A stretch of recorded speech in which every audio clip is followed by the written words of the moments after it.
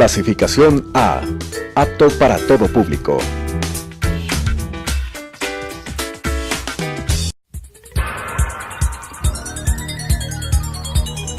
Las opiniones vertidas en este espacio por la producción y dirección del programa son de exclusiva responsabilidad de sus autores y de quienes intervienen en ellos.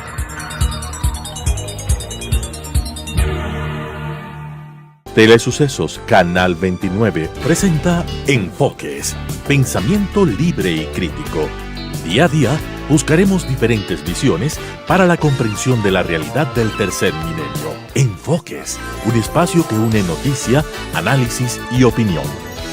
Bienvenidos. Gracias por estar con nosotros semanalmente aquí en Enfoques. Queremos dar la bienvenida hoy al doctor Luis Gallegos, embajador reconocido en diferentes partes del mundo. Con él queremos hablar de varios temas. Uno de ellos, embajador, es qué ocurre con la relación Ecuador-Estados Unidos. Van ya algunos meses de que el presidente Lenín Moreno tomó el poder, hubo una propuesta de embajador que no fue aceptada o no se dio, y en este momento Ecuador no tiene representante en Washington. Cuando estamos negociando temas tan importantes como el SGP, la ampliación para garantizar que los productos ecuatorianos lleguen con algún tipo de ventajas a Estados Unidos, sabiendo que competimos con Colombia o Perú, que ya tienen firmado el famoso TLC o el Acuerdo de Comercio entre Estados Unidos y la costa pacífica americana. Claudia, muchísimas gracias. Mira, en realidad el SGP americano, el Sistema Generalizado de Preferencias, es un mecanismo unilateral de concesión americana de beneficios a 120 países. Esos 120 países gozan de una amplia gama de productos para acceder al mercado americano a gravamen cero. Es un mecanismo generado a través del GATT y de OMC, entonces es un tema de larga data.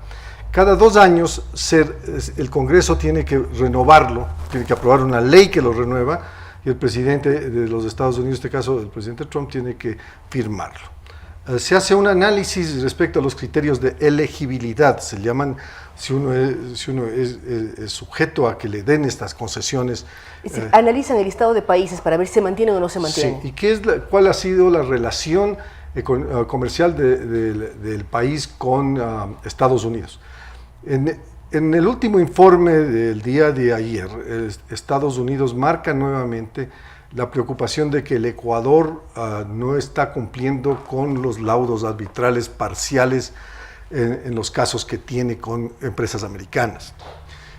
Es obvio que hay que hacer una explicación más detallada. Yo creo que es arguible en Washington el hecho de que hay juicios, hay arbitrajes en curso y que tienen su proceso, y nuestros abogados podrán explicar, a los abogados americanos nuestros podrán explicar con mucho más detalle el tema de dónde hay una diferencia de opiniones con Chevron y con otras empresas.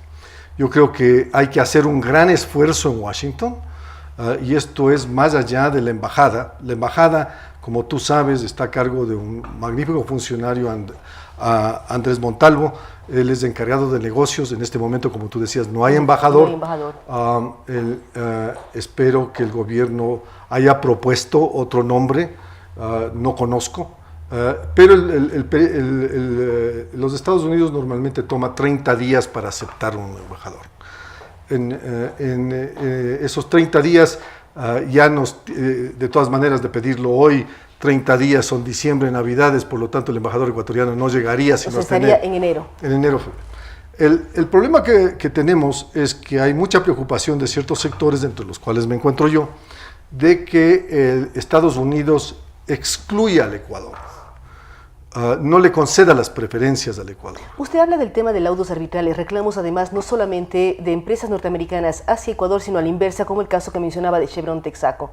¿Cómo lograr limar asperezas y que efectivamente el Ecuador sea incluido? ¿Qué trabajo deberíamos hacer? Se tiene que hacer un trabajo en inglés que se llama lobby, y que se traduce muy mal al español como cabildeo. Es una gestión pública para ilustrar, educar, informar a las autoridades, tanto al Ejecutivo de Estados Unidos como al Congreso de los Estados Unidos, especialmente a los actores relevantes de la Comisión de Medios y Arbitrios en la Cámara, y en la Comisión de Finanzas del Senado, de que el Ecuador cumple con todos los requisitos para ser elegible al SGP.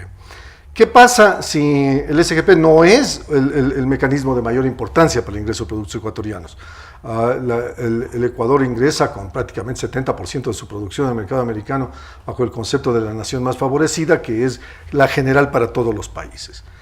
El mensaje que se mandaría si no se apruebe el SGP sería complicado no solo a nivel de comercio, sino a nivel de mercados. Porque los importadores de productos ecuatorianos se verían obligados a pagar una tarifa mayor a los productos que ellos importan, y eso nos sacaría del mercado con relación a Colombia. De ser competitivos, porque además producimos temas similares, si nos comparamos en producción Colombia, Perú, o si pensamos en Banano, Centroamérica, en fin, producimos cosas Nosotros muy similares. tenemos que asirnos a los mecanismos que nos vuelven más competitivos en un mundo en donde nuestra economía dolarizada compite con Colombia, con Perú y otros países que tienen monedas con mayor costo, y por lo tanto sus productos valen menos.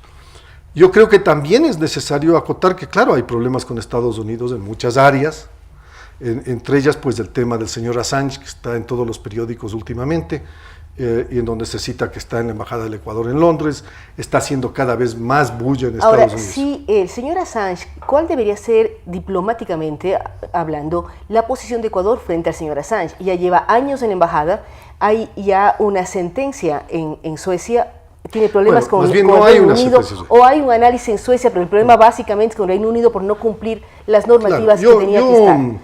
Yo creo que hay muchos caminos para esto. En realidad ya el tema de Suecia se superó, le retiraron las acusaciones de un proceso que no llegó nunca a juicio, pero indudablemente el señor Assange ha sido un inquilino incómodo, podemos decir. Como lo dice el presidente Lenín Moreno, ¿no? Los ingleses son Gran Bretaña es un país de normas, y por lo tanto el señor Assange violó su detención provisional. Él tenía un tipo como grillete o un tema de que tenía que presentarse ante el juez ciertos días. Al decidir entrar a la embajada ya no cumplió esa sentencia, por lo tanto tiene ante la justicia británica un llamado. Yo creo que ese llamado pueden ser días, semanas, pero los ingleses aplicarán esa medida. Lo que me preocupa a mí, y obviamente lo que creo que preocupa a la mayoría de los ecuatorianos, es en la forma en que el señor Assange ha utilizado su asilo, y afectando indudablemente a intereses ecuatorianos. Ahora, en términos diplomáticos internacionales, un asilado debe tener micrófono abierto para hablar, opinar, tuitear e informar su posición política, sus críticas a gobiernos desde una embajada. El caso del asilo político es una institución latinoamericana. Es una institución de América, bajo la Convención Interamericana de Asilo. No es reconocida en Gran Bretaña. El asilo se daba por la persecución política en los regímenes desde la década del 50, ¿no es cierto? Y una de las precondiciones para el asilado era que respete y no dé declaraciones en contra del gobierno del cual él había salido, de su propio gobierno, ni tampoco del gobierno que le asilaba. Obviamente yo escucho con admiración esta nueva teoría de que la libertad de prensa permite todo. Yo creo que sí, permite muchas cosas, pero aquí estamos hablando de un derecho de asilo, un derecho humano que el Ecuador extendió al señor Assange, y que de una u otra manera su asilo ha afectado los intereses ecuatorianos. Yo creo que y coincido con otros analistas ecuatorianos que dicen que hay que buscar una forma de terminar esto lo antes posible, porque esto se complica. Ya ha habido hackeo de las cuentas del Partido Demócrata. En el caso de Hillary Clinton ha habido hackeo del tema de estar metido en un lío de discusión internacional con el señor Trump y Moscú. Obviamente pues estos son temas que afectan al Ecuador, especialmente cuando se lo ve como un país que da refugio a alguien que está causando otros efectos en otros países, en el caso último de Cataluña. Yo creo que hay que ser muy respetuoso de la institución del asilo y de la figura del presidente de la República. Ahora, para conseguir estar incluidos en este grupo de países con estas preferencias arancelarias, ¿qué pasos debería tomar el Ecuador? Hemos hablado de los temas de juicios, del tema Assange. ¿Cómo demostrar que somos confiables para que exista, fundamentalmente en el tema económico, para que exista esta posibilidad? Usted bien nos recuerda, no todos los productos, el 30% no ingresan con estas preferencias, pero el 30% es importante además como imagen, como posibilidades de inversión hacia el país.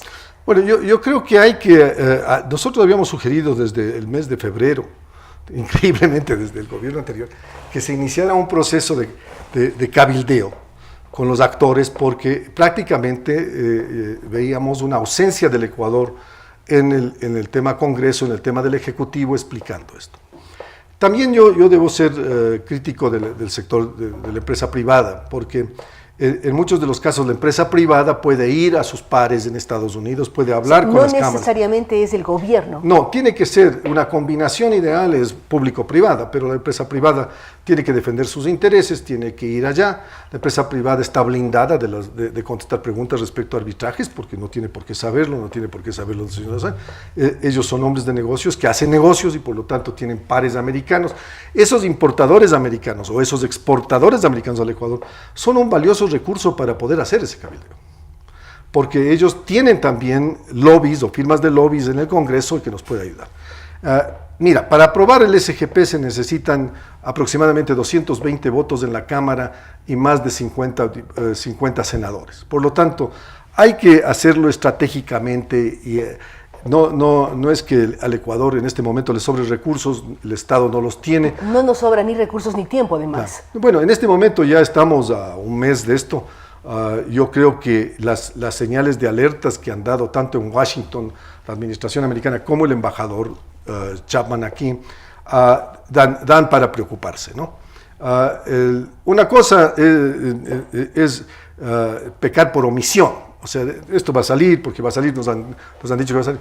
Ojalá fuera así. Yo no confío en ese tema. Yo creo que debe haber una acción proactiva, tiene que haber una presencia ecuatoriana en Washington, que además refleje lo que el Ecuador ha hecho en términos de seguridad en vinculación con los Estados Unidos. Nosotros siempre hemos arguido que esas 100 toneladas capturadas de este año de cocaína, que estaban destinadas al mercado americano en su mayoría, son efectivamente lo que el Ecuador hace sin ayuda de nadie, con sus propios recursos. Sí, pero ahí volvemos, perdimos el ATPDA, el acuerdo de preferencias arancelarias andinas, por el tema de apoyar para la captura y evitar que la droga llegue a Estados Unidos. Sí, el ATPDA era un mecanismo construido específicamente para el área andina para ayudar al combate de las drogas. Ese capítulo terminó cuando el Ecuador decidió no acogerse nuevamente. Además era muy difícil que nos den solo a nosotros el ATPDA, debido a que ya Colombia y Perú tenían tratados. Además, cuando el gobierno en un momento dado decía no nos interesan los tratados. Claro, bueno, el problema de acceso a mercado es un problema complicado en el mundo, en donde si no tenemos ese acceso a mercado no podemos exportar. Entonces, la dolarización ecuatoriana se sostiene bajo 4 pilares. El uno, exportaciones. En este momento el petróleo está en 50 menos. Por lo tanto, y no va a subir. Las exportaciones no tradicionales ecuatorianas y tradicionales ecuatorianas tienen que ser la base de mantener la dolarización.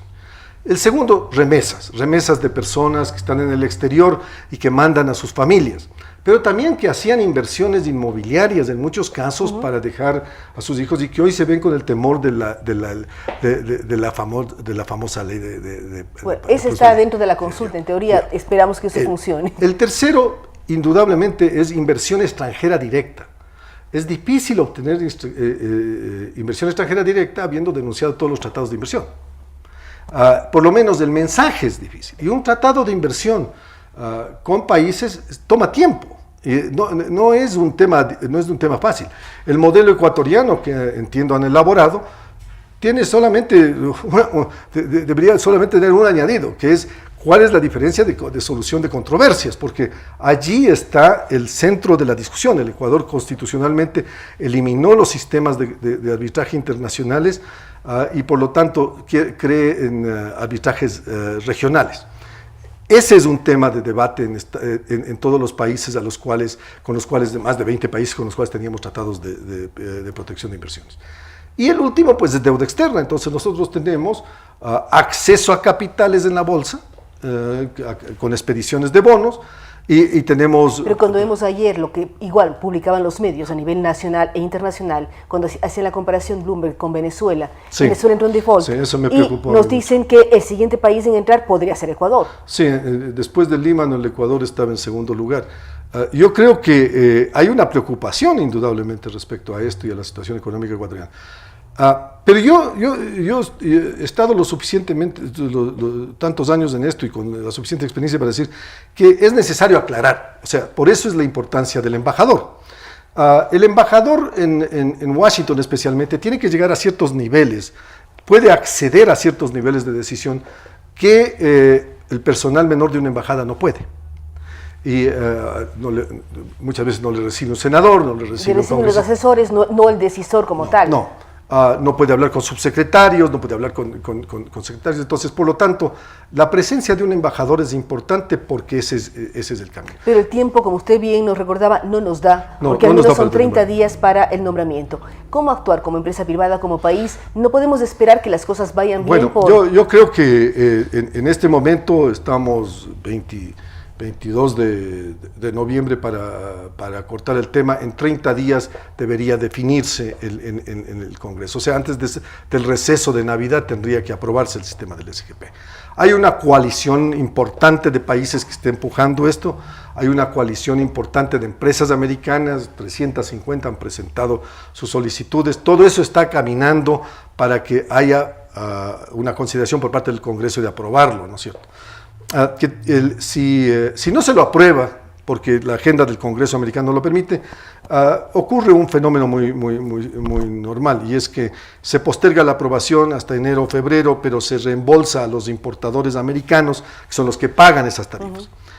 Eso nos ha ocurrido un par de veces antes. Los tiempos son cortos. Esta semana lo que a mí me preocupa, Acción de Gracias, en fin. Lo que a mí me preocupa fundamentalmente es que se le singularice al Ecuador y se le diga el Ecuador no cumple laudos arbitrales cuando hemos cumplido más allá de nuestras capacidades de eso, pero además estos son laudos en procesos que continúan.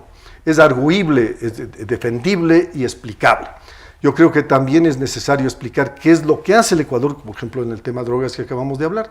Y hay que entender que la relación con Estados Unidos es bastante más compleja, siendo la primera potencia, pero además... La primera sociedad de consumo. La primera sociedad de consumo, la primera sociedad armada. Tú le puedes poner primero en muchas cosas, pero allí viven 1,5 millones de ecuatorianos, cuyos derechos tienen que defenderse. Y aparte de los 12 consulados que tenemos y toda una maquinaria creada e instalada para defender a esos 1,5 millones de ecuatorianos, nosotros tenemos un serio problema con el cambio de doctrina de migración de la administración Trump.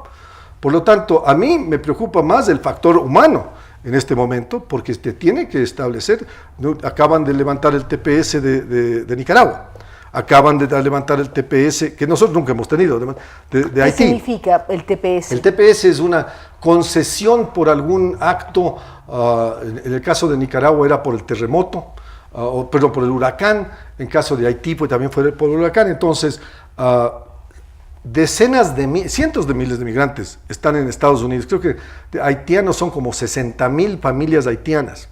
A raíz del terremoto y de todo lo que ha vivido la isla. Que tienen que regresar. Entonces el impacto sobre esas sociedades va a ser muy duro. Los americanos, la administración Trump ha dicho, bueno, ya no hay justificación, eso fue hace muchos años.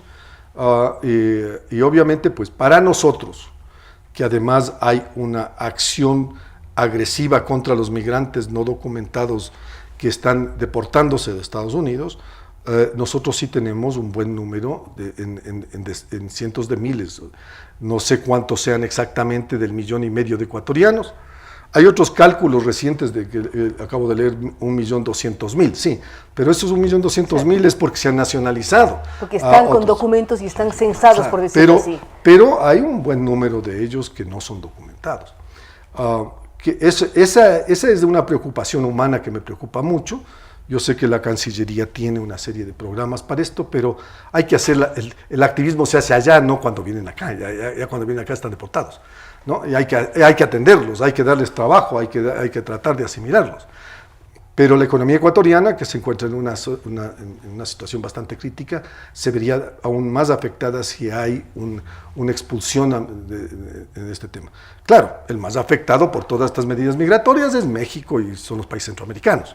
Pero eso no quita la importancia que tiene para nuestro país ese tema. Y ha sido el principal país donde los ecuatorianos han migrado históricamente, y usted también mencionaba, fundamental para la dolarización son las remesas de esos ecuatorianos que vienen al Ecuador. Sigue siendo el segundo ingreso del país. Yo en alguna ocasión me reía por las tabulaciones que hacemos nosotros del ingreso de ciudadanos americanos acá para turismo, ¿no es cierto? Entonces, uno puede decir, vinieron cientos de miles de estadounidenses al Ecuador. Pues un buen número de esos son ecuatorianos nacionalizados americanos que vienen a ver a sus familias, que distorsiona un poco el concepto de cuántos americanos, norteamericanos en términos de estadounidenses y canadienses vienen acá. Yo creo que es muy importante eso.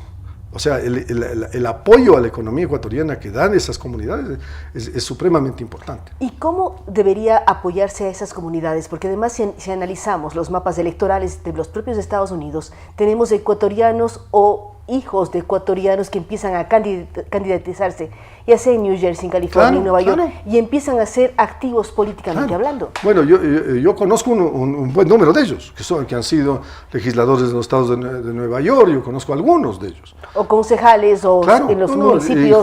Jueces de la Corte Superior de Nueva York y todo lo demás. Hay personas de que verdaderamente, habiendo migrado, han llegado a puestos relevantes. Sin contar el mundo empresarial, que hay empresarios muy importantes. Hay empresarios de primer orden, no solamente empresarios que tienen vinculación con el Ecuador, sino con toda América Latina o con el mundo. Yo creo que esas comunidades requieren de un apoyo por parte del Ecuador que les vincule más.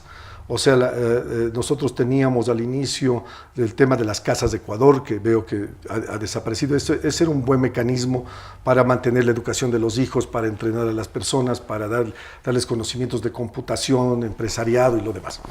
Para apoyar su retorno al Ecuador con pequeñas iniciativas de innovación y lo demás. Yo creo que eso es importante. Pero fundamentalmente es un tema de derechos, o sea, cómo se les puede ayudar en caso de que se encuentren con procesos de deportación activos. ¿Cómo podemos nosotros tener ¿Y quién debe apoyar? ¿El consulado? El consulado. ¿Hay la Secretaría del Migrante aquí en el Ecuador? ¿Quién debería tomar eso? Originalmente es el consulado. El consulado es el responsable, que hay que darle los recursos para que el consulado actúe de esa manera. El consulado no puede, como agencia diplomática, no puede hacerlo solo, tiene que tener abogados locales que lo hagan. Y hay muchas organizaciones que lo hacen a título gratuito, otras que lo hacen por un pago verdaderamente simbólico y que tienen una vocación de apoyo a las comunidades. Hay que tener claro eso, hay que tener conocimiento idiomático. Muchos de ellos no hablan inglés, no pueden defenderse. Y por lo tanto hay que tratar de hacer una defensa, no solamente del hecho de que no procede la deportación porque tienen bienes en Estados Unidos, porque tienen hijos estadounidenses, porque se han educado en Estados Unidos, porque tienen una serie de otros elementos que la ley permite. Pero hay que orientarles en ese sentido, y por lo tanto las comunidades en el exterior, y esto va también para Europa. Europa está sintiendo una derechización de la política migratoria, lo cual significa que ha radicalizado los procesos en el tema migratorio. Hay que cuidar muchísimo cuidar a los ecuatorianos, que además nos generan hasta recursos. Absolutamente. Y fueron expulsados en un momento dado por nosotros como país. Para terminar, embajador, ¿cómo buscar mejorar relaciones, tener más claridad en el tema de negociación, en la parte comercial que arrancamos analizando, pero también en la parte humana? ¿Cómo mejorar esta relación Ecuador-Estados Unidos o Ecuador-Europa? Europa, valdría la pena hacer otro programa que tenemos del Acuerdo de Comercio y es otro análisis, pero cómo mejorar la relación con Estados Unidos que beneficie a la parte económica y comercial, pero también cuidando a los residentes ecuatorianos en Estados Unidos. Pues yo creo que hay que tener ampliar el diálogo, ¿no? El gobierno anterior, después de las expulsiones, se suspendió el diálogo, que era un mecanismo de diálogo, ¿no? O sea, diálogo es conversar, pero nosotros habíamos creado un mecanismo de diálogo amplio bilateral que trataba temas como el migratorio, el tema medioambiental, el tema de inversiones, el tema de comercio, el tema de seguridad, porque tenemos problemas de seguridad en el tema de drogas. Entonces, hay que volver a abrir los canales de comunicación. En el caso de comercio hay que volver a tener reuniones con el Trade and Investment Commission, que es la Comisión de Comercio e Inversión de los Estados Unidos y Ecuador, para buscar allanar los temas que tenemos pendientes en todos. Siempre hay problemas bilaterales, pero que permiten un flujo mayor de comercio. Nosotros tenemos que aprender a utilizar estos mecanismos. Por ejemplo, en el SGP hay como 5,000 partidas, nosotros utilizamos 100. O sea, nosotros podíamos dinamizar nuestra participación en el mercado americano a base del SGP a niveles que permitan una exportación mayor de productos que beneficien a los sectores medianos y pequeños. Ampliar la gama de productos que estamos exportando a Estados Unidos, aprovechando generar esas iniciativas, apoyar esas iniciativas que nos permiten mercados de nicho, porque nosotros no tenemos grandes productores de nada, nosotros somos pequeños productores de calidad. Por lo tanto, ampliar esa gama nos permite un acceso permanente, porque son productos de élite en un mercado que requiere productos de élite. Somos complementarios en muchos de los casos. Pero hay que no tenerles miedo a los americanos, o sea, aquí hay un poco la fobia del tema. Hay que ir, contar nuestra verdad, defender nuestros derechos, defender nuestros principios de soberanía. Ellos comprenden muy bien uno de estos temas, no les gustará, pero tendrán que escucharnos, porque esa es nuestra razón. Y es importante que nuestra voz sea escuchada. Muchísimas gracias al embajador Luis Gallegos. Con él hemos hablado fundamentalmente de las relaciones Ecuador-Estados Unidos. Hay preocupación en varios sectores porque durante este mes de diciembre, la Asamblea del Parlamento norteamericano, Cámara Alta y Baja, deciden qué ocurre con el SGP. Este acuerdo unilateral norteamericano para recibir una serie de productos de varios países del mundo sin aranceles. Hay que trabajar en ello y lo que dice el embajador es muy claro. Hay que perder el miedo al mundo norteamericano, negociar, contar nuestras verdades. Son muy buenos consumidores y por lo tanto, como tales, tratarlos dando los mejores productos de nuestro país y conseguir nuevos espacios de mercado. Y por otra parte, no dejar de lado la parte humana. Los ecuatorianos que viven en Estados Unidos deben ser escuchados por parte del gobierno ecuatoriano y ser apoyados cuando hay problemas en el tema migratorio bajo la política del señor presidente Donald Trump. Gracias nuevamente al embajador Gallegos. Gracias por estar con nosotros semana a semana aquí en Enfoques. Les recordamos que nos pueden seguir en redes sociales, mandarnos sus comentarios, sus opiniones que enriquecerán el programa. Gracias por estar con nosotros. Hasta la próxima semana.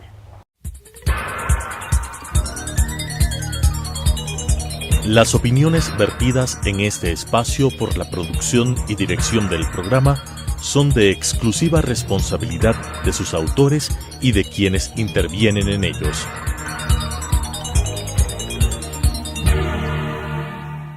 Telesucesos Canal 29 presentó Enfoques, pensamiento libre y crítico. Día a día buscaremos diferentes visiones para la comprensión de la realidad del tercer milenio. Enfoques, un espacio que une noticia, análisis y opinión.